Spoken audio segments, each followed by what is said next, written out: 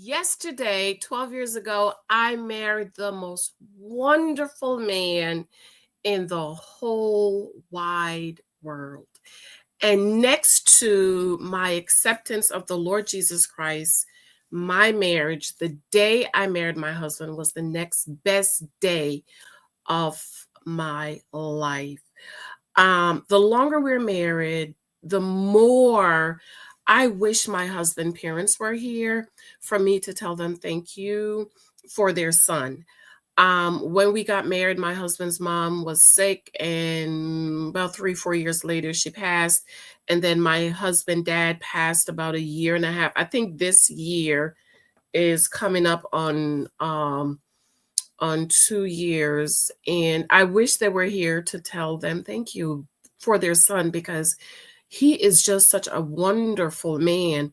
But he's wonderful because he had a wonderful father who invested in him and his siblings, who taught them the way, who taught them how to be men, how to be husbands, how to provide for a wife and family, how to get established, how to become successful, put them through school. And I just wish his parents were here just for me to say thank you. We're raising a little boy, and little Michael is 10, and it's the more I can see how important it is to have a father in your life. Not only a father, but a good father, a good man. My husband is saying, well, my dad said this, and my dad said that, and my mom said this, and my mom said this. And just how he loves me is how his dad loved his mom. Like, his dad would come home from work and cook, because his mom was home with the kids all day, and he would come home and say, you know what, babe, sit on the couch, rest, relax, watch TV. The kids and I were going to make dinner. And that's how my husband learned to cook, and that's how he loved to cook. I absolutely love and adore my husband's parents, and I thank God for them, because they raised such a wonderful man. This is some of our wedding pictures. I love my wedding pictures. I absolutely love them. I just love my wedding pictures. That's our pastor, which was my husband's pastor, Pastor David Jefferson, at the Metropolitan Baptist Church in Newark, New Jersey. I left my church and went to my husband's church. I love my pictures. I absolutely love my wedding pictures. And these are pictures of a picture. You know how you take a picture of a picture? I think I just need to upload the digital file. I'm just not ready to share it with everyone yet, but it's just, I didn't even show these pictures until my 10-year wedding anniversary, because I just cherish them so much. And next to the day that I accepted the Lord Jesus Christ as Lord of my life, this was the next best day of my life. And I just absolutely love my husband, and I love his parents for the wonderful man they birthed and raised to be a good man, a good husband, and a good father. I love this picture. This is one of my favorite pictures. I love this picture. This is one of my favorite pictures. I absolutely love my pictures. I actually hated his tie. My husband wanted to wear a tie. I did not want him to wear a tie. I wanted him to wear a bow tie, because I just think, and that's a gold tie, by the way. I just think a bow tie is so sexy. I love a bow tie. He didn't want to wear a bow tie because my husband is in marketing. And ever so often, well, often they do black tie affairs and events. And so he is always in a bow tie, like at least once a month. So he was like, for his wedding, he didn't want to wear a bow tie. He wanted to wear a tie. And I just had to not choose that battle. I was like, okay, if you want to wear a bow tie, but I'm just letting, if you want to wear a tie, I'm just letting you know, I don't like no bow tie. I want to wear a bow tie. So I just let him wear a bow tie, because it was also his wedding too. The name of this video is why I do not pay and will not ever pay any bills in my 12 years of marriage. And happy anniversary to us, 12 wonderful years. I think when I talk about my marriage, people think I'm saying we're perfect. We are not perfect. My husband gets on my nerves, and I'm sure I get on his nerves, but he will never say that, okay? Okay, my husband will he's very he's very like, to the point he says my poop smells like honey cakes. No. Okay. Like, no. Did you just please open the window, pour bleach in the toilet before I could use it? Which is why we need to have two bathrooms in our new home when we move. But my husband, he will never say. But I am just so thankful to his parents because they raised a wonderful man. And when I see all these men out here talking about women need to help, and I saw a video, somebody sent me another black love, struggle love, and he said, I'm nothing without her. It's because of her, I'm everything. I commented, I was like, struggle love. No, my husband is everything he has become because of his parents. His parents put him through school. His parents helped him to become. His parents paid for whatever they paid for and helped him to become the man he became so that he can become the husband that I needed him to do. I am not the one that made him into the man that he has become. I hate that. And I wouldn't have been able to respect him and honor him and adore him and submit to him and trust him. Moreover, I think the numbers are going up to like 60% now. But we will just stick to the 50% of marriages end in divorce. And I heard like a lot of marriages are not lasting 5 years. And you know what I say? If a marriage doesn't last 5 years, then that means there were other issues there that you should not have gotten it married. And you just went ahead and got married anyways, even though the big red ball was right in front of your face, girl. Okay. Money, money, money, money, money, money, money, money, money, money, money, money, money, money, money is the number one reason for divorce. Somebody even sent me some screenshots. There's a couple that got married April 7th of 2025. She sent me these screenshots May 11th of 2025. They're already going for divorce. Why? Money problems.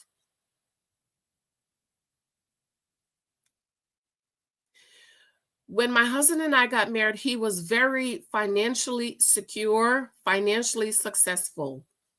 I was financial, and he was financially stable. I was financially stable. I had a great paying job. I had my savings emergency fund. I had my retirement planning going on, and I was saving money to buy a home. I was in a one-bedroom apartment where I gave my daughter the bedroom and I slept in the living room on a futon. Because after all, I ain't got no man. Ain't no man coming to lay up in my house. Okay. I had a car that I paid $2,500 for. The car, when I bought it, had about 20,000 miles on it. It was a brand new car. But this is what God will do for you when you trust God and believe God. My last car that my father died, my mechanic, Uncle Mac, rest his soul. I said, Jan, call Janny, you need to get you a car. I said, I'm not getting no car. I'm gonna drive this car until the car fall apart. And guess what happened? The car fell apart. Driving down Market Street, made that left on Washington Avenue, and all I heard was boom, boom, boom, stuff falling out the car. I had to go back, picking up stuff and crying, calling oh my God, the car come. Oh my God. And he was like, Janice, I've been telling you, babe, you need to get you a new car. Went to the job crying. The girl said, girl, get on Craigslist. Got on Craigslist, and the Lord opened the door, girl. Okay, by the week was over, I had a car. I had savings in my in the credit union. I went up the year, got my check for $2,500 and went and bought my car. So when my husband said he paid attention to how I was with my money, that's what he meant is I had a one-bedroom, sleeping in the living room. Why do I need a two-bedroom? And I bought a car, and I was saving to buy my home, and I was paying off my student loans. So it wasn't just a pretty face and a nice body. It was, oh, she's a real smart woman. He tells me that all the time, right? Another reason why I stay in my one-bedroom apartment is because, girl, you have got to pay your rent. If I got laid off or I got sick or whatever, couldn't pay my rent, you could find $700, $725. right? Even though I had my emergency fund, but I didn't want to get anything more higher than that I can, you know, go do some secret shopping and get my $700 to pay my rent. I wasn't going to get no $1,200 apartment. My $725 apartment was just fine until I bought a house. And when we started dating and going out, he said, is that what you want? A multifamily? I was like, no, I really want a one family because I was raised in a one family and I want Lexi to experience that. And he said, okay, look for it and I'll buy it. And I was like, really? And I did. And he bought me this house. And then we're going to buy us our forever home. Okay. If you want to avoid issues in your marriage, do not marry a problem.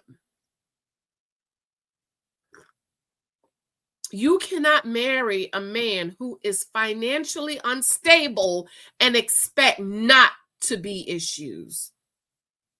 Is it all about money? No, it's not. But the primary role of a husband is to provide and protect. So why would you marry a man who is not able to fulfill his role?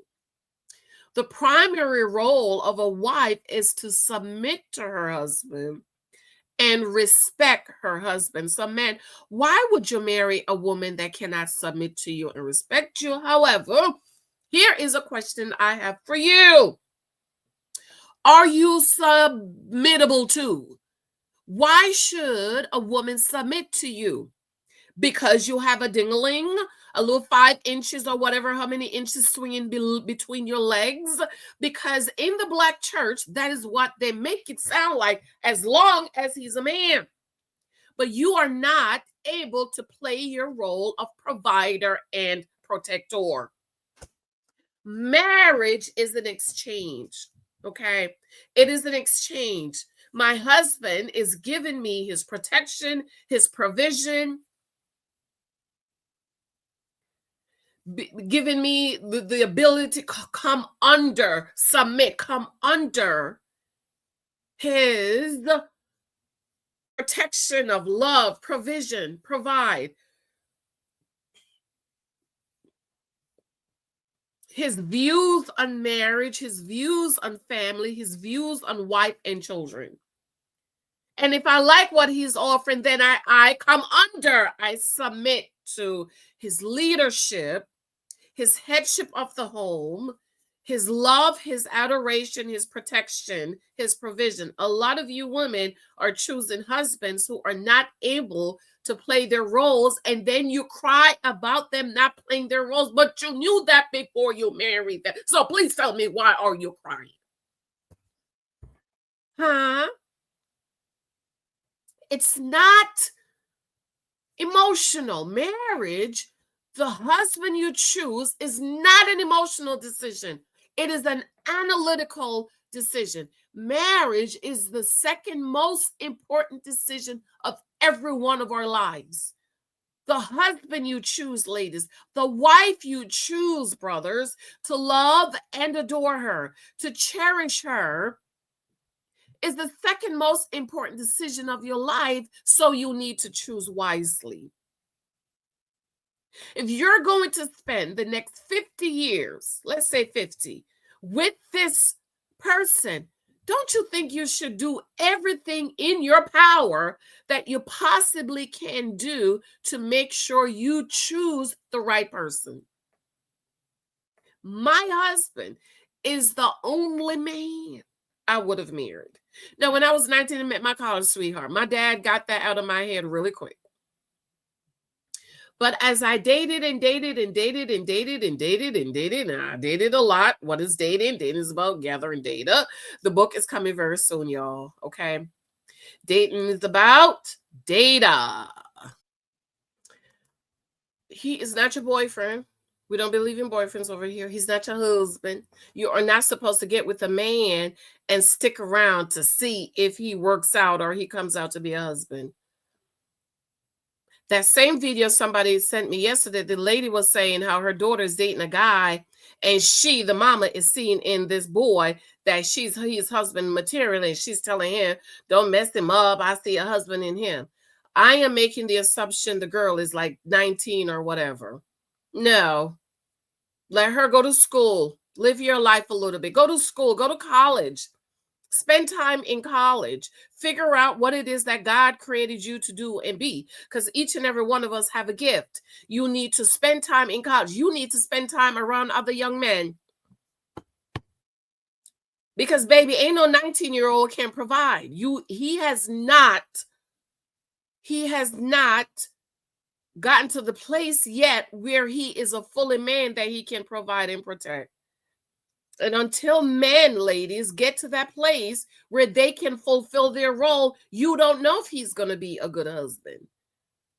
We have got to stop this idea of struggle love and pushing our daughters to get with these 19, 20, 21-year-old boys. Because he has not fully become a man yet. And ladies, please do not stick around and wait for him to be a man. 10 years a girlfriend, don't do it. Somebody sent me another video of a couple. They've been together for 13 years and 5 kids. And she's wondering why he didn't marry her. Why should he? Why should he marry you? And I guarantee you, he will meet his wife and he will leave you and your 5 children and go marry her in a year. Why? That's his wife. You're not his wife. You're only begging and pleading and pushing and forcing him to marry you. But in the end, it's not going to work out. And this is why I keep telling you, ladies, it is not an emotional decision. You must make an analytical decision about the man you will spend the rest of your life. I just put 50 years in your life. That's a long time. That's a long time. I'm 47. I've only been married 12 years. How many years I got to go to? 42? No, 38, right? I got 38 more years to go with my husband. So think about, can I spend a good life, a happy life, a successful life with this man for the next 50 years? Now, the reason why I say I don't pay bills and I never will is because I married a shepherd, right? A shepherd is always going to make sure his sheep have food. The sheep never have to worry or ask the shepherd, where are we going to graze today? No, a shepherd thinks ahead. He already know this is spring 2025. The shepherd already know where he's going to bring his sheep winter of 2025. That's a shepherd.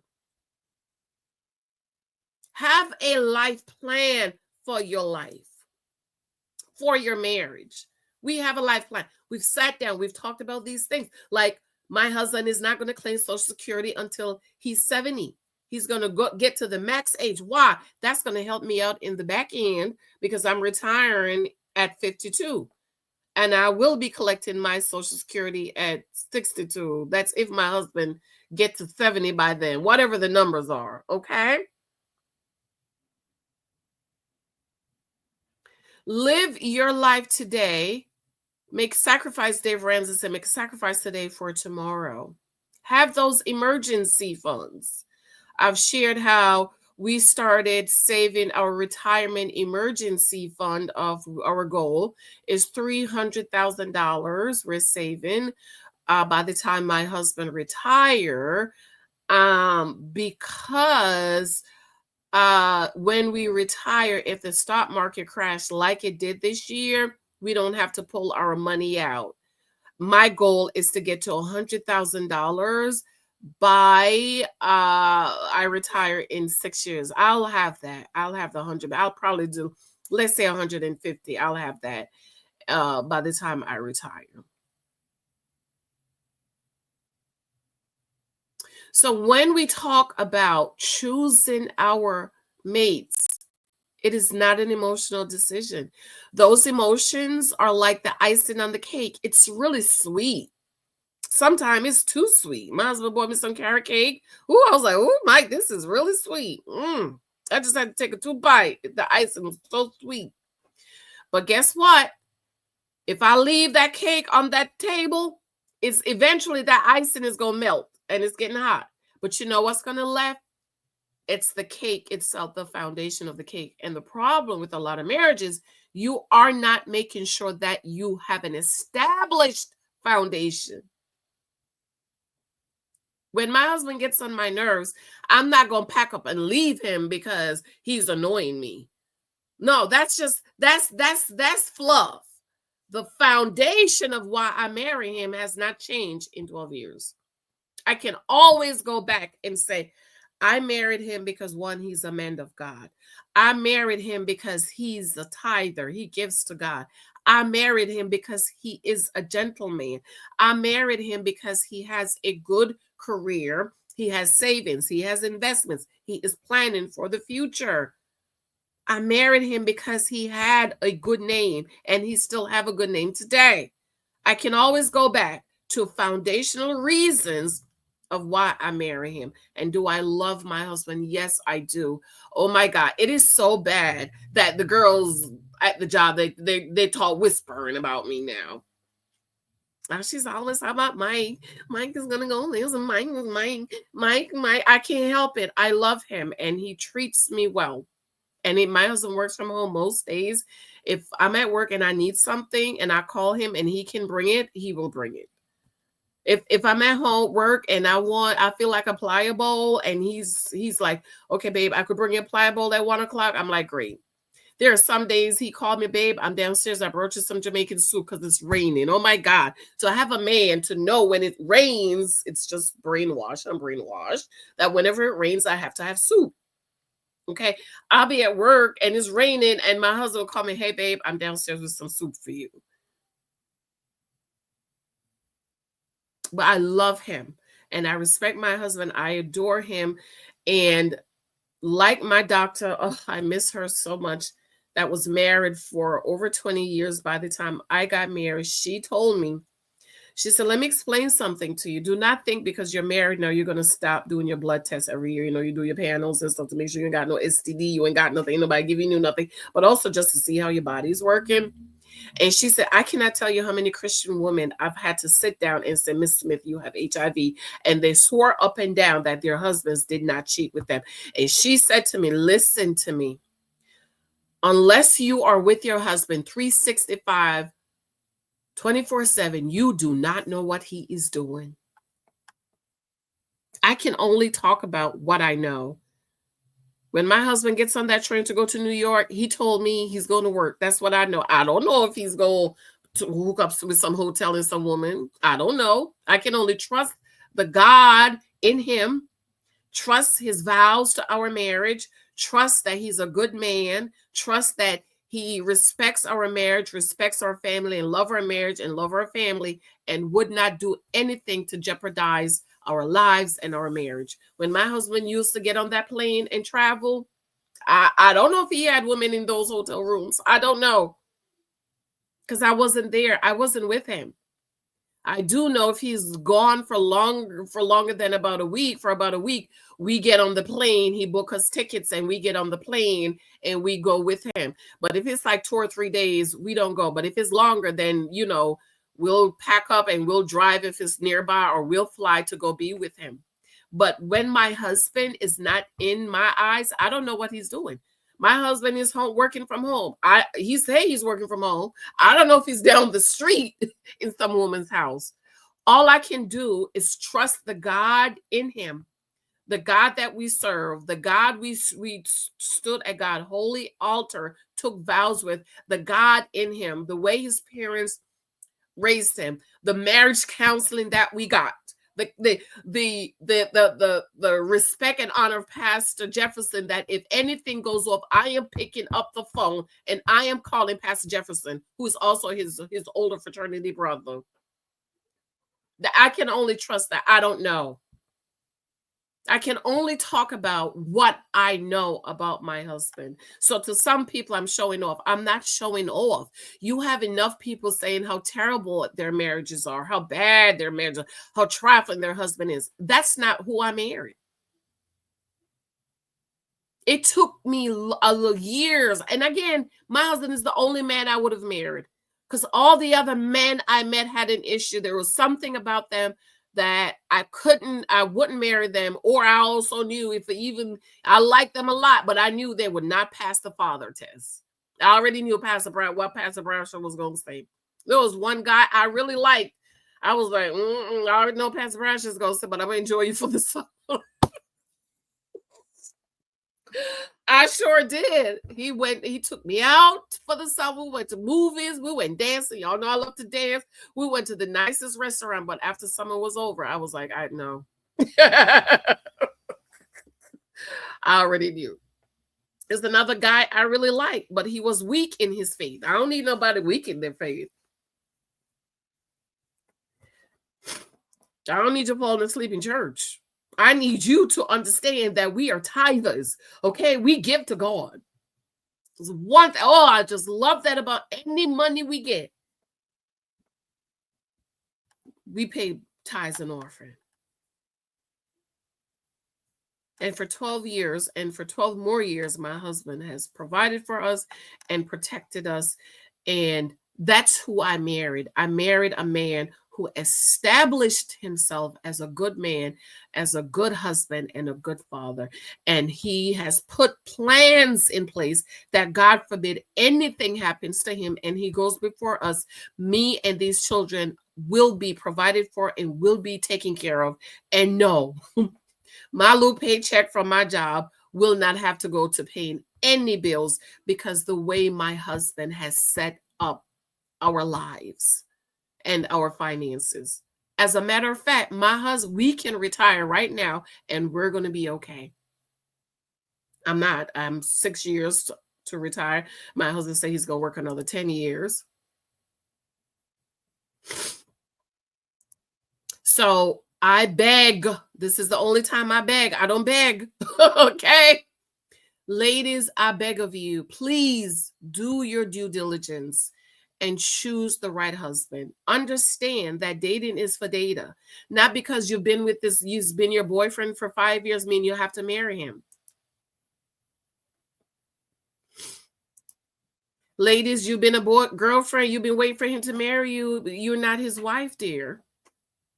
When a man meets his wife,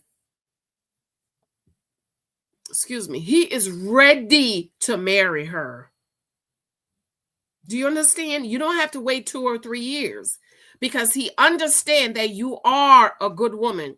He understands that you're the Proverbs 31 woman, and he's not about to pass you up. He's about to take you down to the church and marry you really quick. That's what my husband told me. He was like, he was getting ready to propose in June. We didn't find a ring. So he was like, okay, it's my business season. He proposed around my birthday. He was like, let's get married by December. We get married December. I was like, oh no, that's too quick. I got to find my dress. And he was like, I didn't want anybody to come take you away from me. I was trying to get married you quick. So he was like, I didn't want a chance anybody coming to take you away from me. He didn't want me to chance meeting somebody else, even though I was dating other guys, while I was dating him. So I encourage you, ladies, you do not want to be the naked wife. You want to choose a husband who has established himself to be a husband. In my book, 23 Types of Guys You Might Meet, I talk about all the different types of guys you might meet. And then I talk about the shepherd. You want a shepherd husband. You want a man who did the work. You want a man you can adore. Because, as women, we always talk about what we want him to do, but we never talk about what we need to do. We need to encourage him. For our anniversary, he was like, babe, I don't want anything. You are my greatest gift. I love and I thank you how you encourage me and how you support me and how you pray for me and my kids. And by the way, did you see my beautiful Mother's Day gift from my children, from the kids? Okay, my card's over here. We are to respect him and adore. Don't give him a hard time. Don't let him want to come home to a home filled with joy and love and peace. Don't be a nagging wife. But you know why you're nagging? You're nagging because stuff is not working out.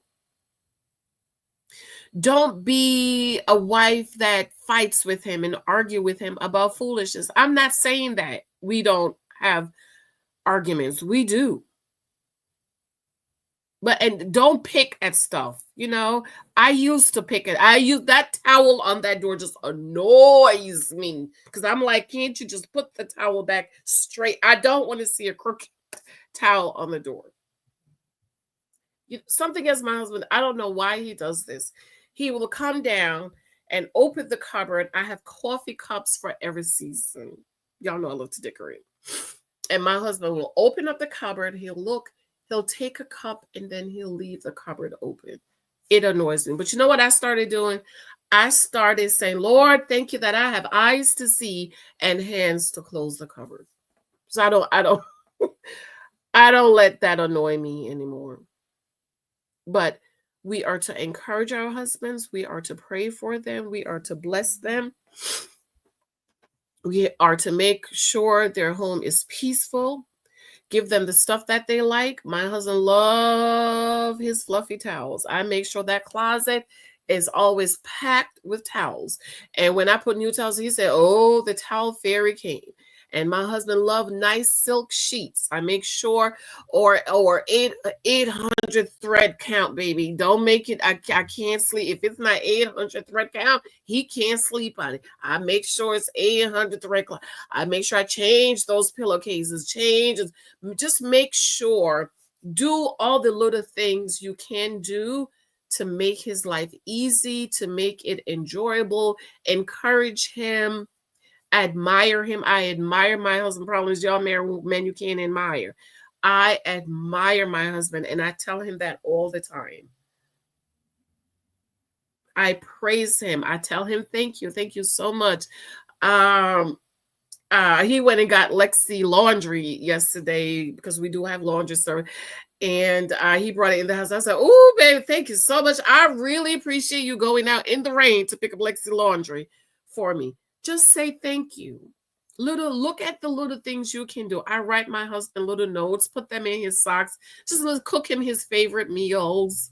Little stuff that you think wouldn't matter, it matters. So these are the little things we can do to encourage our husbands and to bless our husbands and our children and our home and make our home peaceful. I cannot be in no arguing house, honey. That's why I can't live with people. I love me a peaceful home. Okay. I absolutely love you, ladies. If you do not have 23 Tesla guys you might meet, please be sure to pick that up on Amazon. It is available. The Naked Wife. This is what happened when you do not choose the right husband for you. Do not make an emotional decision. Do not be afraid to walk away. Pay attention to red flag, yellow flag, pink flag, baby blue flag, all the flags, honey. Pay attention. Do not ignore it, because it will come back to haunt you. I absolutely love you, my darlings. I adore you. Thank you so much for your love and support. This might be my only video this week because, it's my anniversary. But I will be on Allegedly Janice talking politics. There's a lot of stuff going on politically that I want to talk about. I love you so much. Thank you. Talk to you later. Bye.